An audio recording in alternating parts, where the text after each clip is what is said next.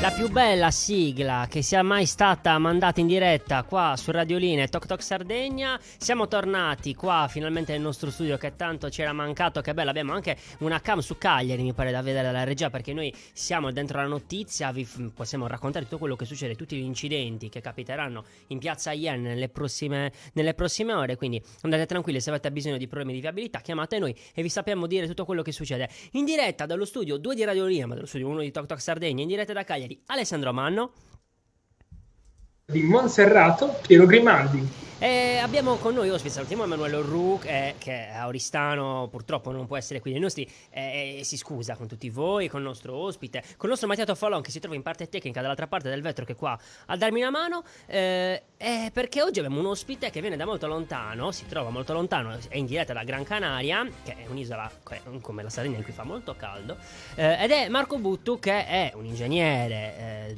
che lavora per l'Istituto di Ricerca Italiano, e lui lavora in Antartide e quindi adesso è al caldo, finalmente dopo tanti mesi, 9 per la precisione, al freddo e al gelo. Ciao Marco, grazie per essere con noi oggi. Ciao a tutti.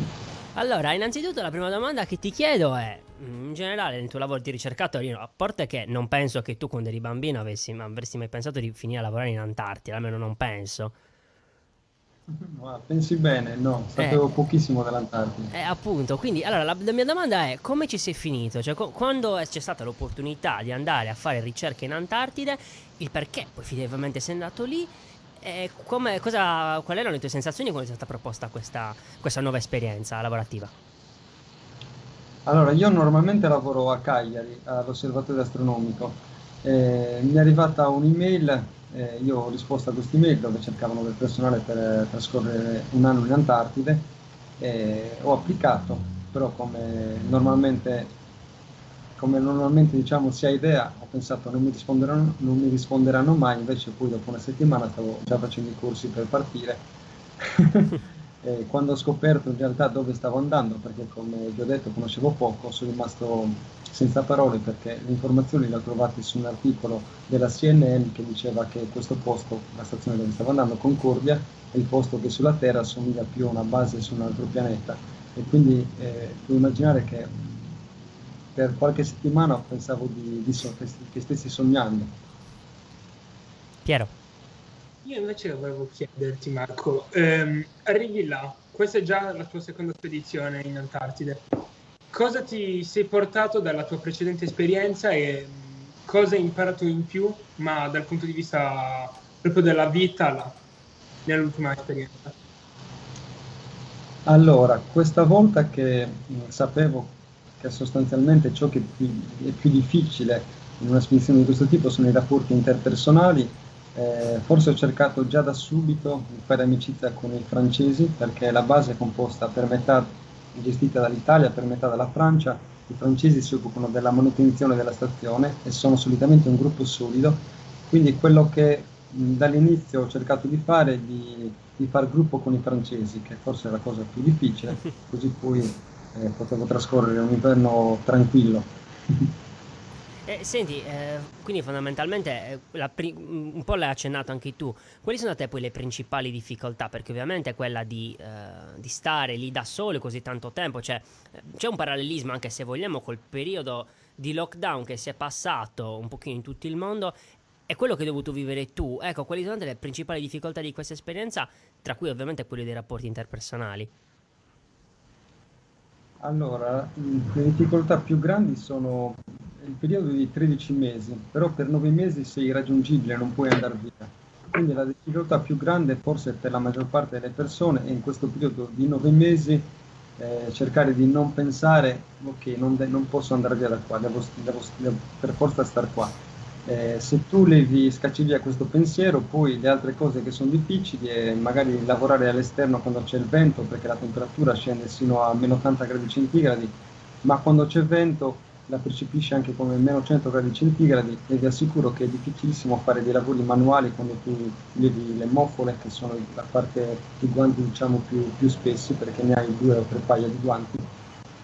Quindi lavorare al buio anche con queste condizioni, perché la notte dura più di 3 mesi, per 3 mesi non sorge il sole. Queste credo che siano le difficoltà le difficoltà più grosse. Se devo fare un'analogia con il lockdown, forse il lockdown per la maggior parte delle persone è più difficile perché non è una condizione che si è scelta, tu non hai scelto di fare il lockdown, quindi forse soffri di più rispetto a chi fa questa esperienza in Antartide, perché comunque è un'esperienza che tu vuoi fare e comunque è tutta una curiosità, perché non sai come può essere vita a meno 80 gradi per una notte che dura più di 3 mesi, non essere raggiungibile per 9 mesi, insomma tutto questo alla fine dei conti secondo me fa sì che sia più semplice vivere un anno là che non un periodo di lockdown dove hai tante incertezze, non sai quando finisce, non sai dal punto di vista economico, comunque tu hai un disagio perché se hai un'attività che magari è in perdita in quel periodo e non sai quando ne uscirai fuori. Tutte queste cose alla fine secondo me fa sì che sia più semplice stare in Antartide che non trascorrere il periodo di lockdown. Certo. Pia. Beh, ho visto che abbiamo anche una terza persona arrivata, che è comparsa. No, non ho capito cosa hai visto. Ho visto un fantasma. Sì, probabilmente sì, è le Si visioni prega oggi. la regia di fare il suo lavoro per cortesia. Sento una voce che viene dall'oltretomba, che è il nostro Emanuele, ma sei ancora vivo quindi? Quindi forse la regia riuscirà a portarlo dentro, forse? Ci stiamo provando. Ci stiamo Ok. provando, però dall'audio, siccome ti sentiamo, puoi fare tu una domanda se ne hai una. No, prego. Sì, che ne uno innanzitutto. Eccomi qua. Ecco, che bello. Ci abbiamo degli applausi per Emanuele. Sì, grazie. Oggi innanzitutto sono in maglioncino e distruggo la tradizione della camicia. Innanzitutto ringrazio al dottor Buttu che seguo da un sacco di tempo ormai per le bellissime foto e le prove di coraggio nel lottare là. Non so che domanda avete fatto perché io ero in treno sofferente dai dolori del bacino, però Ecco una qua, delle domande ecco gli che mi sono applausi. sempre chiesto è perché? Cosa la spinge a stare là? Perché io soffro di meno 3 gradi di Torino, sa quanti gradi fanno? Allora, il perché principalmente è la curiosità. Per come dicevo prima, è il posto che sulla Terra somiglia più a una base su un altro pianeta e quindi già questo mi ha messo in condizione di chiedermi ma come sarà vivere su un altro pianeta? Su un altro pianeta perché, come dicevo prima, ci sono delle condizioni che sono le più estreme sulla Terra, perché devi stare per 9 mesi isolato, non puoi andare via, non c'è nessuna forma di virus, nessuna forma di vita, nemmeno virus e batteri. Il paesaggio è completamente bianco e piatto, non c'è niente, e in più la notte i ritmi circadiani sono completamente alterati perché stai per più di 3 mesi dove il sole non tramonta, per più di 3 mesi dove il sole non sorge, c'è una forte carenza di ossigeno che magari ne possiamo parlare dopo. Comunque c'è un ambiente completamente inospitale e tutto questo mi incuriosiva. Dal punto di vista del freddo, tu hai detto che non resiste nemmeno a 3 gradi, in realtà all'interno della base ci sono 17-19 gradi, quindi si sta bene, addirittura puoi stare con una magliettina maniche corte perché l'aria è secchissima, quindi è come stare magari a 22 gradi in Italia. Mentre all'esterno della base sei completamente coperto con dell'attrezzatura che comunque è collocata più di meno 100 gradi centigradi. Come dicevo prima, soffri solamente quando c'è vento. Quando c'è vento diventa quasi insopportabile perché basta uno spiffero che entra in pertutto qua della maschera protettiva e ti brucia, ti fa delle ustioni. O poi ti si congelano le mani quando levi le muffole per lavorare e fare delle piccole operazioni manuali. Però per il resto si sta bene, dai. Siamo a un parte piccolo tutte- gruppo, diventa una famiglia. Cioè, a parte tutte queste cose. Marco, un'altra cosa che ovviamente ci viene da pensare nel momento in cui uno va, cioè parte per l'Antartide, sicuramente ci sono delle cose dal punto di vista, come posso dire, scientifico anche, che uno deve attenzionare maggiormente. Cioè, quando tu sei arrivato lì per la prima volta, con tutto il tuo background di preparazione, qual è la prima cosa che ti ha colpito appunto di questo posto che, come hai detto tu, era come stare in un altro pianeta? Qual è la prima cosa che da scienziato ti ha colpito? Allora, da scienziato probabilmente lo studio del ghiaccio, Però la prima cosa in assoluto che mi ha colpito è stata, io ero preparato, sapevo che era il posto più isolato al mondo, insomma, abbiamo fatto più di un mese di corsi, però la prima cosa che mi ha colpito è vedere la base dall'aereo, perché dalla costa abbiamo volato per circa 4 ore, immaginate 4 ore di volo senza vedere niente, solamente bianco, non ci sono nemmeno montagne. Le montagne si trovano sulla costa, ma la nostra base è all'interno dell'Antartide, quindi una volta che tu ti allontani dalla costa vedi solamente bianco e piatto per 4 ore, né case, né alberi, niente. Dopo 4 ore ho visto un piccolo puntino sperduto in mezzo al nulla, ho pensato, no, siamo realmente isolati, cioè è stata la sensazione più forte che ho avuto al mio arrivo in Antartide. Poi la seconda cosa è stata il freddo, quando sono sceso dall'aereo era caldo, in realtà c'erano meno 50 gradi, caldo che le temperature di Concordia. Quella è stata la seconda cosa che mi ha colpito. Dal punto di vista scientifico sono stati lo studio del ghiaccio, perché là quando arrivi durante il periodo estivo, che è di 3 mesi, fai un po' tutto, c'è tanto lavoro, quindi aiuti anche le persone che lavorano su altri campi di ricerca. Quindi mi sono improvvisato glaciologo un giorno, abbiamo scavato una fossa profonda a 4 metri, abbiamo preso per prendere i campini della neve, e una cosa che mi ha colpito è stato questo background, diciamo, a 360 gradi che ti fai dopo qualche mese là, aiutando tutti i tuoi colleghi. Pie. Io invece voglio fare una domanda un po' diversa. Stavo leggendo che eri in compagnia anche dei francesi. Com'è andata la questione più culinaria? Perché so che è un qualcosa di importante il cibo alla fine. Sì, allora, il nostro cuoco fortunatamente era un cuoco bravissimo, lunga esperienza, ha sempre lavorato all'estero, quindi lui aveva un background cucina di tutti i tipi, tutte le nazioni, quindi lui alternava cucina italiana, cucina francese, in realtà faceva veramente una cucina internazionale, italiana anche poco, la pasta la mangiavamo una volta alla settimana, più o meno 2, quindi i francesi non si sono lamentati, altrimenti succede che magari durante la campagna estiva, nei primi mesi estivi, ci sono sempre cuochi italiani che fanno una cucina prevalentemente italiana, allora si creano veramente dei malumori. È una cosa importantissima la cucina, anche perché ti detta i ritmi. Quando il ciclo circadiano è alterato, perché è sempre notte o sempre giorno, tu ti regoli in base all'orario dei pasti, e il pasto diventa sostanzialmente il momento più importante della giornata, e quindi ci tengono tantissimo sia gli italiani che i francesi a mangiare bene e mangiare anche del loro cibo. E qual è l'italiano che ti è piaciuto di più, sia degli italiani che non... Come? Anche che speravi che ti cucinassero, mettiamola così. Ah no, in realtà io mangio di tutto, quindi non ho avuto nessun problema. Meno male, nel senso che poi alla fine, come hai detto tu, una di quelle cose che ti cambiano anche la giornata. Se mangi male o mangi bene, ti cambia la giornata, soprattutto in un contesto in cui forse è l'unico momento un po' normale, cioè in cui rientra, va bene, nella normalità rispetto a quello che stai comunque facendo fuori. In realtà l'unica cosa che ho desiderato non c'era, perché ho desiderato frutta e verdura fresca, certo. ma dopo 3 mesi, perché funziona così, durante l'estate, il periodo da novembre che va da novembre a febbraio, la temperatura è di circa intorno ai meno 35 gradi, diciamo, può essere anche meno 45 o anche meno 25, però c'è luce per 24 ore al giorno, quindi la base è raggiungibile e veniamo riforniti del cibo in questo periodo, anche di frutta e verdura fresca, che però durano 2 o 3 mesi, quindi intorno ad aprile sono già terminate, e a quel punto devo aspettare a novembre, perché si è isolato sino a novembre, quindi le adesivi ovviamente però non ci sono. Manu, sei ancora collegato? Sei ancora qui con noi? Sì, ci sono. Cosa chiedi di bello oggi?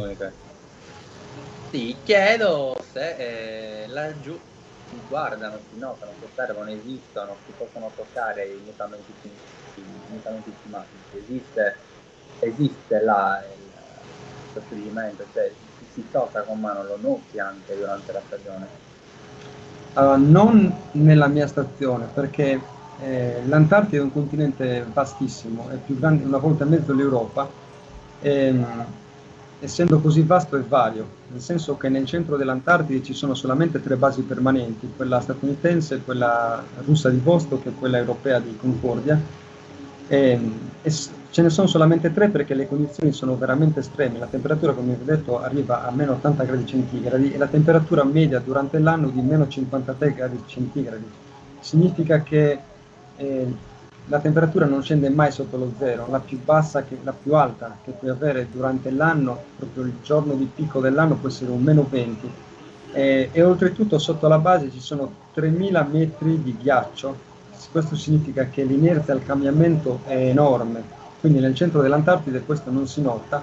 Nella costa il ghiaccio si scioglie come in altre parti del mondo, cioè si sciolgono. Però considerate che in tutta l'Antartide comunque il 98% dell'Antartide continua a essere coperto da ghiaccio, quindi si scioglie un po' in costa perché la temperatura in costa, la temperatura media durante l'anno è meno 15 gradi centigradi, durante l'estate può salire anche qualche grado sopra lo zero, quindi ci sono differenze enormi tra l'interno e la costa, e proprio a Concordia dove stavo io questo non si può notare, il ghiaccio non si può notare adesso. Per cui è tempo da mare, quello della costa, giusto? Sì, tu scherzi, ma è così. Quando arrivi in costa, tu parti quando io sono partito da Concordia era metà novembre, sono arrivato in costa e c'erano meno 50 gradi centigradi, sono arrivato in costa, la temperatura era intorno allo zero. È tutta un'altra storia, come essere in vacanza. Chiaro. Senti, un'altra domanda che ti volevo fare, un po' te l'ha già accennata Emanuele. Effettivamente quello è uno dei luoghi di cui alla fine si sa di meno, se vogliamo, nel mondo, perché comunque sia una distesa immensa di ghiaccio fondamentalmente, quindi le domande su che cosa ci sia poi effettivamente dici cosa c'è, ghiaccio e basta, quindi anche ti verrebbe da domandarti che cosa la gente va come posso dire, a ricercare, ecco, mettiamola così. Ma quali sono le indicazioni maggiori dal punto di vista scientifico che possiamo avere andando a studiare quello che succede in Antartide? Cioè, quali sono le indicazioni che possiamo avere? Cioè, perché è importante effettivamente andare lì e giustamente andare a fare le esperienze come quelle che hai fatto tu? Allora, in Antartide si va per fare ricerca scientifica in generale, però ci sono dei campi, degli studi che possono essere condotti solamente in Antartide. Ad esempio, restando adesso al campo dei cambiamenti climatici, per poter studiare l'evoluzione del clima, come noi stiamo impattando sul clima, dobbiamo studiare uno dei fattori, dei fenomeni che incidono sul cambiamento climatico ed è la variazione della composizione atmosferica, perché se varia la percentuale dei gas serra nell'atmosfera, allora la Terra si amplifica il riscaldamento della superficie terrestre oppure viene ridotto. Per poter capire come questa variazione di gas serra portata da noi stia influendo sul clima, dobbiamo ovviamente capire cosa è avvenuto in passato. Per poter capire cosa è avvenuto in passato dovremmo sapere, ad esempio, qual era la temperatura della Terra 1000 anni fa e contemporaneamente in quel periodo com'era la composizione atmosferica, e andando a ritroso com'era 2000 anni fa, 10.000 anni fa, 100.000 anni fa. E lo studio più grande che è stato condotto in questo senso è stato fatto proprio a Concordia. La base Concordia è stata creata dopo aver portato a termine questo progetto qua che si chiamava EPICA, è un progetto europeo che ha consentito di risalire la composizione atmosferica degli ultimi 800.000 anni. Quindi immaginate, questo studio così importante poteva essere fatto solo in Antartide, perché come vi ho detto sotto la base Concordia ci sono 3000 metri di ghiaccio. Non so se sapete come si può risalire alla composizione atmosferica studiando il ghiaccio. No, non siamo così esperti. No, sì. Noi facciamo tra scienze politiche e scienze della comunicazione. Okay. Quindi è Noi non studiamo davvero. Te lo spiego. È per via dell'impurità, vero? No, perché Bocciato. la neve è veramente pura là. Bocciato Piero. Comunque ve lo spiego in 2 minuti. L'ho spiegato ai bambini di 10 anni una settimana fa in un collegamento con la RAI, quindi Siamo Quindi preparati. anche Ecco, il Piero, livello è quindi anche quello. Piero dovrebbe riuscire a capirlo, quindi. No, ma non so qual è il target, magari vi seguono anche bambini, ragazzi, non so, lo spieghiamo in modo semplice, è Un po' veramente tutti. semplice. La neve è porosa, quindi al suo interno c'è dell'aria. Se supponiamo che abbia nevicato per un mese e sia formato questo strato di neve, la temperatura non è scesa sotto lo zero, quindi non si è sciolta, poi nevica per un altro mese e si forma un altro strato di ghiaccio. In questo strato superiore, questo strato qua conterrà l'aria di quest'ultimo mese, quello sottostante l'aria del mese precedente. Significa che se tu vai a perforare e arrivi sino a questo strato, tu in questo strato puoi recuperare l'aria di un mese fa. Adesso l'ho un po' semplificato perché in realtà è il ghiaccio che incapsula l'aria. Quando nevica tantissimo come in Antartide succede che a 80 metri sotto la neve la pressione va a creare il ghiaccio e incapsula queste bollicine d'aria. Quindi sostanzialmente quando tu vai a fare delle perforazioni, scendi a 100 metri di profondità, ad esempio, prelevi il ghiaccio, all'interno di questo ghiaccio troverai incapsulate delle bollicine d'aria di circa 2000 anni fa. Quindi tu li studi e scopri com'era la composizione atmosferica 2000 anni fa. Scendendo, più scendi in profondità, più trovi dell'aria che risaliva al passato, e scendendo a 3000 metri di profondità siamo arrivati a un'area di circa 800.000 anni fa. Capito, cioè è una cosa, ecco, che io non avrei neanche mai pensato lontanamente fosse possibile fare, quindi nel senso è la bellezza anche di confrontarci con realtà che sembrano così lontane, anzi effettivamente è così lontano, cioè l'Antartide è dall'altra parte del mondo, però è importante vedere quanto poi effettivamente hanno un riscontro poi nella vita delle persone, perché per vedere qual è la nostra storia, cioè la storia del nostro pianeta. E allora, siccome siamo in chiusura, Manu, hai la domanda delle domande, la più importante, che come sempre me quelli che ci seguono la sanno a memoria, però cambia sempre il personaggio che intervistiamo, quindi a te la parola. Assolutamente sì. Visto che presumo che si facciano gli aperitivi in Antartide ogni tanto tra colleghi, questo programma si chiama L'Aperitivo. Ora, considerando che ghiaccio ne avete, se noi domani veniamo nella stazione Concordia, cosa dobbiamo portare a Marco Buttu per fare aperitivo? Niente, perché c'è già tutto. Allora cosa ci offri? Allora, c'è vino, c'è birra, ci sono alcolici di ogni tipo, ci sono anche bevande non alcoliche, ma soprattutto acqua purissima, perché l'acqua si ottiene, sapete come si ottiene l'acqua? Beh, dallo scioglimento del ghiaccio? Esatto, c'è soltanto un mezzo che può operare durante l'inverno, è una pala meccanica sostanzialmente che è stata modificata per resistere alle bassissime temperature. Noi prendiamo la neve, la mettiamo in quello che si chiama fondoir, che è una vasca che è riscaldata, la neve viene sciolta e questa viene messa in circolo nella base e sarà acqua purissima, quindi è la cosa migliore che possiamo offrirti a Concordia. Questa è una cosa che nessuno ci aveva mai detto, Manu. Sì, possiamo dire che berremo dell'acqua purissima come aperitivo. Sì, che è una poi anche un'altra cosa bellissima, perché per gli eventi speciali abbiamo l'acqua di 2000 anni fa circa, il ghiaccio di 2000 anni fa, ad esempio, non so, per un compleanno prendiamo il ghiaccio di 2000 anni fa e facciamo un cocktail con quel ghiaccio, è una cosa bellissima.